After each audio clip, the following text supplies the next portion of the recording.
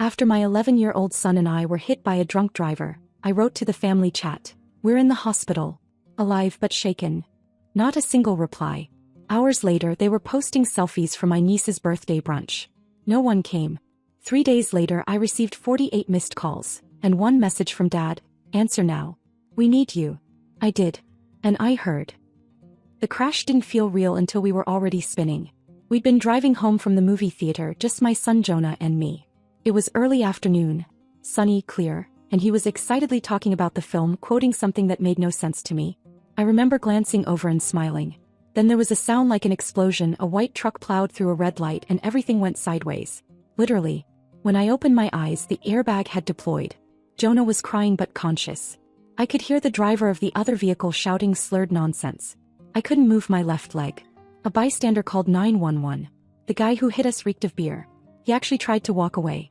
At the hospital, after they confirmed nothing was broken, just bruised ribs, a sprain for Jonah, and lots of cuts, I finally picked up my phone. I was shaking. I typed one message in the family chat. We're in the hospital. Alive but shaken. Drunk driver hit us. Jonah's okay. I'll update later. The message went through. And then silence. At first I thought maybe they were all asleep even though it was barely 1 p.m. Then I remembered what day it was. My niece, my sister Rachel's daughter, was having her golden birthday brunch. 11 years old on the 11th. At that overpriced rooftop place downtown. I'd been invited but said no, not because of the brunch, because I was working in the morning and had promised Jonah a movie that afternoon. I even dropped off a gift 2 days before. So I figured someone would check their phone. Someone would at least reply with, "Are you okay?" Or "What hospital?" Maybe Rachel, maybe my mom, even my dad, who usually hovered like a helicopter anytime someone sneezed. But no. 3 hours passed. Then 4. Jonah was asleep beside me within 4 drip for hydration, and I opened Instagram out of habit. The first photo hit like a slap. My sister, my parents, my cousins, all smiling at a long table covered in mimosas and pink balloons. My dad wearing a gold paper crown. My mom holding the birthday girl in a selfie. My brother toasting. All of them tagged in stories. All of them clearly on their phones. Every one of them had seen my message. None of them had answered. Not one came. Not one asked where we were. Not even a, "How's Jonah?" We stayed in the hospital that night for observation. I didn't say much to the nurses or the doctor. I kept checking the chat. Still nothing. By the next morning it was starting to feel like maybe I was dead and just no one had noticed. They finally discharged us around 1 p.m. the following day. Jonah and I took a cab home, sore and tired. I made soup, turned on cartoons and tried to act normal. I still hadn't gotten a single call from anyone in the family. Then on the 3rd day my phone started vibrating nonstop. 48 missed calls. All from one person, my dad. No voicemails. Just one message sent at 6:13 p.m. Answer now. We need you. I stared at it for so long Jonah had to say something. I don't remember what I said back. But I called. I was still expecting something, anything, about the accident. Some kind of concern. But instead the first words out of my father's mouth were something else entirely. And what he said next made me black out for a few seconds. Jonah later told me I'd fainted. Right there on the kitchen floor. I didn't even realize I'd passed out until I opened my eyes and saw Jonah's face right above mine, pale and worried. I was lying on the kitchen floor, my phone buzzing somewhere behind me. He kept asking if I was okay and I kept nodding like it would make the weight in my chest go away. When I was finally steady enough to sit, Jonah handed me a glass of water and sat beside me like he was guarding me from something invisible.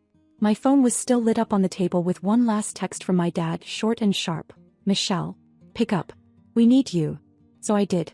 I should have trusted my gut the moment I heard his voice. Not concerned, not confused, just impatient. He didn't ask if we were okay. Didn't ask what hospital we were in. Didn't even mention Jonah. He launched straight into it. Said they were short this month. HOA fees were overdue and their car needed new tires. Then he said something about Rachel needing help with a deposit for a school trip for the girls. He said it like it was urgent, like the world was spinning off its axis, and I was the only one who could stop it. I said nothing. I don't think I could have formed words even if I wanted to. Then came the part that knocked the air out of me. He said, "It's not that much. You always help. Always help." He kept talking. About the bills, the pressure, how Rachel was stressed and couldn't afford to disappoint her daughter. Who, by the way, had been sipping mocktails at a rooftop party while my son was getting stitches across his eyebrow. When I didn't answer, he added, "It's not like you're struggling. You're always doing fine." I don't remember hanging up. I must have dropped the phone because the next thing I remember was Jonah calling my name, his hand on my arm, and me waking up on the floor. I didn't cry. I couldn't. I felt hollow. Like I just discovered a deep, private truth about my own life that had been there all along, waiting for me to finally look it in the eye. Later that day, I opened the family group chat again. I scrolled past my own unread message, the one where I told them we were in the hospital, and counted over a dozen more messages from the brunch. Photos, videos, jokes about my dad's bad dancing, a group picture with all of them holding up gold balloons. They all had their phones. They all saw my message. Every single one of them chose to ignore it. I showed Jonah. He didn't say anything at first, then asked me if I thought maybe they didn't believe me. I told him I wasn't sure what they believed anymore. 2 days later, Rachel messaged me like nothing had happened. Asked if I could watch her girls Saturday night while she and her husband went to a concert. Said she was so wiped from party planning. No mention of the accident. No, how's Jonah? Just, same time as usual? I didn't answer. The next morning, I woke up to a photo from my mom of her utility bill. No message, just the bill. As if I'd know what to do with it. I didn't even get angry. I just sat there staring at it, realizing this was the only kind of message I ever got from her anymore. Requests. Needs. Problems. Never care. That afternoon, I told Jonah I was thinking of going to talk to them, my parents, in person. I expected him to shrug, maybe ask why. But instead, he looked at me for a long time, then said, "You don't have to go if you don't want to." I told him I needed to. That I couldn't carry it anymore without saying it to their faces. He asked if he could come. So that Saturday, instead of babysitting my niece and her little sister, Jonah and I drove to my parents' house. And I was not ready for what was waiting behind that front door. The moment Jonah and I pulled into my parents' driveway, I had a feeling in my stomach I couldn't explain. Not quite dread, not quite anger. Just something heavy and final. Like I already knew this wasn't going to go the way I hoped. Jonah sat quiet in the passenger seat, hands in his lap. I asked if he wanted to wait in the car. He shook his head. My mom opened the door like she wasn't expecting anyone, even though I'd texted that morning. She didn't say hi. Just glanced at Jonah, then turned around and walked back inside. We followed her without being invited in. My dad was in the recliner, half watching some sports channel. He didn't stand up. Just said without looking at me, "So did you bring it or not?" I stood there for a second before answering. "Bring what?" "The money," he said. "You got the text." That was it. No, "How are you?" No, "How's Jonah?" Just a follow-up to a demand. I told him I didn't come with money. I said I didn't understand how they could read that message, the one I sent from the hospital where their grandson was bruised and bandaged, and not even reply. I told them it hurt. Deeply. That I didn't expect a parade, but I didn't expect nothing either. My mom finally sat down across from me and crossed her legs like she was settling in for a lecture.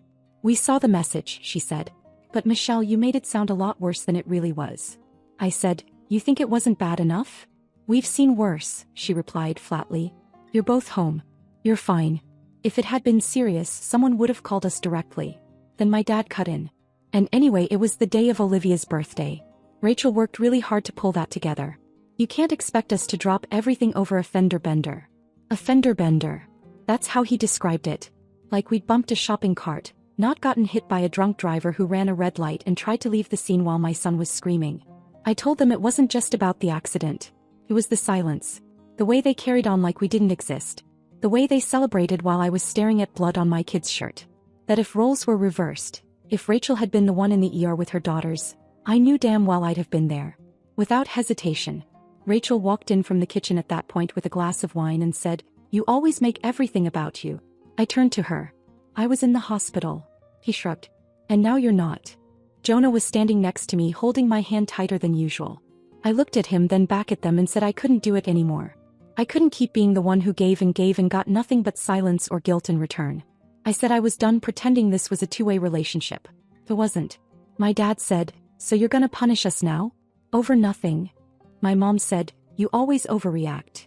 Rachel said, "She'll be back next week, same as always. Wait until she needs help with something." I looked at Jonah again. He mouthed, "Please, can we go?" And that was it. We left without another word. I didn't slam the door. I didn't yell. I just walked out and let it close behind me like it had closed on so many parts of my life before I was ready. When we got home, I opened my banking app and started cutting them off. I stopped paying their internet. Stopped covering their electric bill, their phone plan. I canceled the monthly auto transfer to their checking account. The one I'd set up years ago when my dad was recovering from back surgery and Rachel had just divorced her first husband. The first call came the next day. My mom asking if I'd accidentally canceled something. Then Rachel messaged me asking if I could still babysit Saturday, and I didn't even answer. My dad texted later that week to say the electric bill was due and their card had bounced. I ignored that too. The silence I got then was different from the silence I got in the hospital. This time it was angry, pressurized, and temporary. They were going to come back. They always did when they wanted something. I just didn't know how far they'd go to try to get it. I didn't think no would have to be said more than once. But with my family, saying no was like a language they never bothered to learn. For almost 2 weeks, I ignored every request, every guilt trip, every message framed as a reminder or favor. My mom sent a picture of a power bill with no context. My dad sent a screenshot of his empty bank account with a sad face emoji. Rachel, of course, was the worst, alternating between sarcasm and manipulation like it was some kind of sport. And then she just showed up. It was a Thursday. I'd worked a long shift, stopped by the store, and was looking forward to finally lying down. But there she was, sitting on my front porch with her daughters, both glued to their tablets like they were waiting on an Uber. She stood up and said, "Can you watch them for a bit? Something came up. Emergency." I said no. I told her I wasn't available. That she should have called. That she couldn't just show up and expect me to drop everything. Rachel didn't argue. She just smiled, turned around, got back in her car and left. I didn't even move. I just stood there, keys still in my hand, watching her drive off like it was perfectly normal to leave 2 kids with someone you'd barely spoken to in weeks. The girls didn't even look up. One of them asked if I had fruit snacks. I let them in. I gave them dinner, turned on a movie, and texted Rachel once. I did not agree to this. Do not do this again. No reply. She didn't come back until 9:12 p.m. She didn't knock. Just rang the bell, grabbed their coats, said, "Thanks, I owe you one," and walked away. No apology. No explanation. Not even a look. That night, Jonah and I sat in silence. He was reading something for school, but every few minutes he glanced over at me. Finally he asked, "Would you let me leave my kids like that?" I said no. He nodded like he already knew the answer. "I don't want to be like them," he said. Ever. The next morning I got an email from the electric company, not mine, my parents'. Apparently I was still listed as the secondary contact on their account, something I'd forgotten about completely. The subject line said "Final Shutoff Notice" in bold red letters. I stared at it for a long time, then closed it. They were learning what life without my help actually looked like. But what I didn't expect, what hit me out of nowhere, was the phone call later that day. It was a number I didn't recognize, but the voice on the other end was familiar. "Michelle? It's Aunt Lorraine. I just heard. Why didn't you tell me?" I asked. "Tell you what?" She said, "The accident. The hospital. Everything. I had no idea. Your mom said it was nothing, that you were being dramatic again. But the neighbor mentioned something and it didn't sit right. So I called." For a second I didn't know what to say. I kept it all so bottled up, assuming no one cared, or worse, that they all agreed with what my parents had decided I was. But Lorraine just kept talking. He asked how Jonah was. If we needed anything. She sounded like someone who had been waiting for a reason to reach out. She said, "They've always put Rachel on a pedestal. You've been the fallback for years. It's not your job anymore." I didn't know she'd seen it too. That same evening she invited us to dinner. Said to come casual, no pressure, just food and company. Jonah was hesitant until I told him Aunt Lorraine had a dog in a big backyard. Then he was all in. We drove out there Saturday night. Lorraine and her husband live in a small house outside of town. Nothing fancy, but it felt like a different planet compared to my parents. No tension. No cold looks. No waiting to be asked for something. We had spaghetti and garlic bread. Jonah played catch with their dog in the yard while Lorraine asked me about work, about how I was really doing. Not once did she bring up money or favors or the past. He just listened. On the way home, Jonah said, "They're different. They actually like us." I said, "I think they do." And for the first time in a long time I felt like I'd finally stepped out of the role I'd been stuck in. The responsible one, the fixer, the emotional backup plan. For once I wasn't being used. I was just being seen. The day after dinner at Aunt Lorraine's I woke up with something I hadn't felt in a while. Stillness. Not the empty kind. The kind that fills you when something heavy has been lifted off you. But silence when it comes to people like my family never stays quiet for long. By Monday the texts started again. My mom sent a photo of her medicine cabinet and wrote, "Running low. Can you get these?" My dad sent a text that just said, "Mortgage. Past due. Let me know." And Rachel, she had the nerve to send me a voice memo that started with, "Look, I know you're still being weird, but can you watch the girls this weekend or not?" No one asked how I was. Not once. They didn't check in on Jonah. Didn't bring up the hospital, the accident, the silence. All they wanted to know was what I could still do for them. That was the currency. My usefulness. So I didn't reply. I made breakfast for Jonah. Took him to school. Worked a double shift. I came home, watered the plants on our little balcony, and ignored my phone like it was poisoned. It took exactly 5 days before someone lost their patience. And of course it was Rachel. She showed up again. This time she was angry. Not performative Rachel-style angry, not sighing and eye-rolling like usual, but boiling real anger. She was waiting by my door, arms crossed, face tight. I stepped out and told her I wasn't in the mood. She said, "You don't get to do this. You don't get to just disappear." I didn't say anything. She went on. "Mom and Dad are barely holding it together. Olivia cries because she thinks you hate her. And now I'm the bad guy?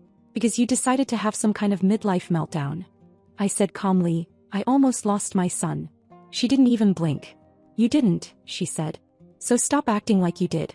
You think you're the only one with problems? Everyone's going through something. You just made it into this show." I asked her what exactly she wanted from me. She said, "I want my sister back. The one who used to care. The one who didn't make things difficult." I looked at her for a long time. And then I said, "You don't miss me. You miss the things I did for you." She didn't respond to that. Just left. No apology. No change. Same as always.